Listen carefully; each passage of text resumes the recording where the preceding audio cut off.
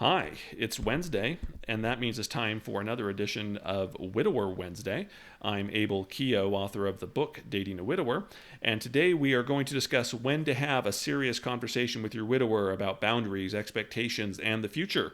This is a question that comes up quite a bit, and it's usually framed around the way of Abel, I've been dating somebody, whatever, a certain number of months or years, and is it too soon to bring up, questions and concerns that I have or to talk about the future?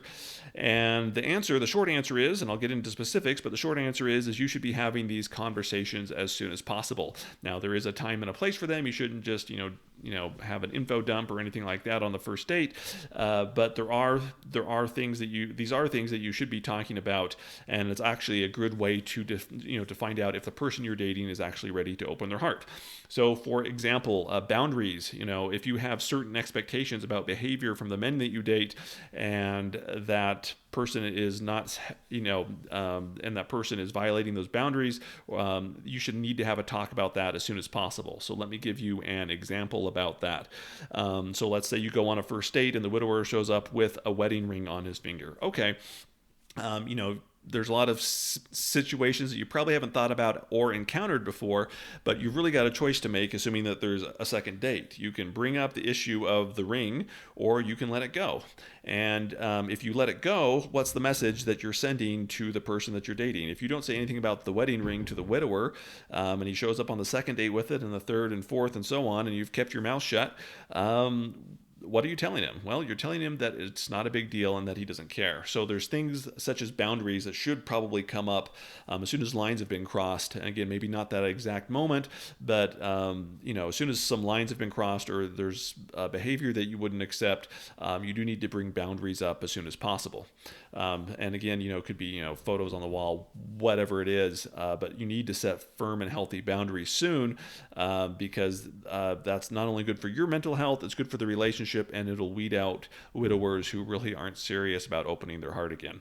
The next thing, when you talk about maybe expectations and a future together, I'm of the opinion that once you're in an exclusive relationship, you should be able to talk about the future. What does it look like? You should be able to discuss things such as finances and what does life look like? If there's kids or other things involved, how do they play a part in our relationship? And because let's be honest, if you're in an exclusive relationship and you can't talk about these issues, why are you in an exclusive relationship? An exclusive relationship says that you're serious about each other, that you see a future, some kind of future together, right? You're not dating other people, so you should be able to bring up a lot of difficult subjects. Now that doesn't mean like as soon as you're exclusive that you don't have a data dump, but you should start being comfortable with each other, discussing these things. So like for example, when Julie and I were dating, and we made it through some of the big widower issues, which basically meant that she felt that I was ready to open my heart and move on again. Once we reached that point, we were able to start having conversations about, well, what does the future together look like?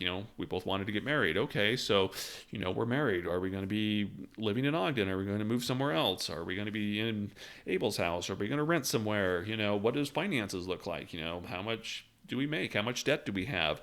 And again, this wasn't a big data dump that we just had in one thing, but I'd say at least once a week after, Julie felt I was ready to open my heart, we started having conversations about the future.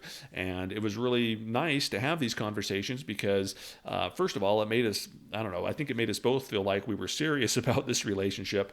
It taught us how to better communicate with each other, but I think it also set the expectations of what it is that we were looking for, and gave us a chance to, again, evaluate the relationship. I know it's easy to think about, well, Abel had to make all these widower things, and Julie had to come to peace with things, and that had to happen first. But even if Julie felt I was ready to open my heart and love again, if there was a lot of incompatibility issues with just or future, or we didn't see eye to eye on maybe some big picture things that weren't widower related, relationship would not have lasted. Does that make sense? It would have ended at some point. And it was nice to be able to talk to her about things and say, this is what's important to me in a spouse, or, in a future, this is what I'm looking for. Have her be able to say, though, and to have a discussion about it. Now, we didn't always agree.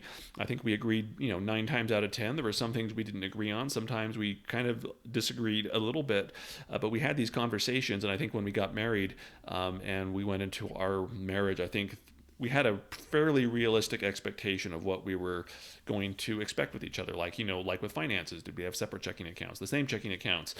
What were we going to do with our debt? Things like that, but we had conversations, around that. So once we, tied the knot, we already knew what we were going to do, and we just kind of executed that plan.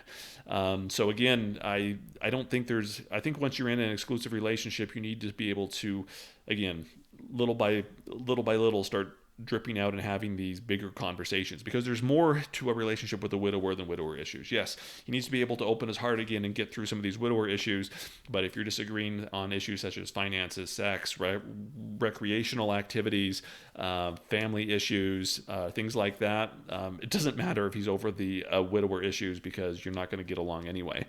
Now, I know some of you are thinking, you're watching this thinking, well, I'm worried if I have this conversation with the widower, he's going to be turned off by it. Maybe he'll end the relationship. He'll say it's too soon. And okay, that's a very valid concern. And there may be some widowers out there who are turned off by the conversation, or maybe they don't want to discuss it. But I'll be honest with you, someone who's ready to open their heart and someone who's ready for a serious relationship, they will want to discuss these issues. These won't be issues that they'll hide from. So like with Julie, yes, some of these conversations with Julie, she was afraid to have them. Geez, what if Abel says the wrong thing? And, we decide that we're not, that maybe we shouldn't date anymore. That was a concern, but I think with Julie, she wasn't afraid to lose me. What Julie wanted is she wanted a future with the right person, and that was more important to her than having a relationship with the wrong person, and she wasn't willing to settle. And I think by that point, I wasn't ready to settle either. Earlier in my widowhood, I might have been settled for anybody. Hey, whatever, a warm body, yay. But I think by that point, Julie was serious about a relationship. I was serious about a relationship, and I think we both wanted it to be with the right person. And I'd say, the fact that we've been married going on 19 years now, probably almost 19 years in a few weeks here. I would say that that it worked, that we had a relationship with the right person, and we weren't going to settle. And again, these are conversations you're going to have at some point anyway. So I guess it's up to you. You can decide for yourself: is this something that I want?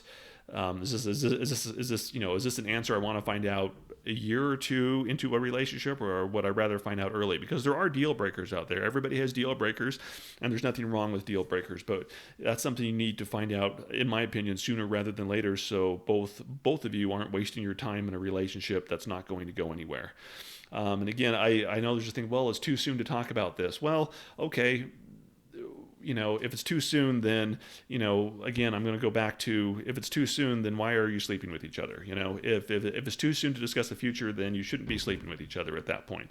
Again, you can have these conversations, but in my opinion, if you can't have these conversations, which are adult conversations, you shouldn't be engaged in certain behavior anyway, unless that's all the relationship is based on, right? I guess if that's what you want out of the relationship, that's fine. But again, the sooner you have these conversations, the better it is for everybody. Again, you don't want to be left holding the bag years down the road and saying, well, I wish I would have known about this sooner. Again, you're in an exclusive relationship, start having these conversations, make sure you're on the same page about the future, finances, family issues, things like that, and then be honest with yourself. If there's a deal breaker out there, okay, you can decide whether or not you can live with it. It's maybe if it's something that could be changed, you can to see if the widower's, like for example, say he has tons of debt, you can see if he's serious about chipping away at the debt. So it's, very, so it's smaller by the time you guys get married or move in together or whatever. But again, don't be afraid to have these conversations. I think that's a lot of reasons relationships last as long as they do, is because, and then like after 2 or 3 years peter out is because they're afraid to have these conversations, and then they have these conversations, or they find out something that they should have found out a long time ago, and the relationship blows up. So anyway, that's my long thing. So again, don't be afraid to set boundaries, and once you're in an exclusive relationship, don't be afraid to talk about the future and expectations that you have in a future spouse or partner. I'm Abel Keogh, author of the book Dating a Widower, and I will see you next Wednesday.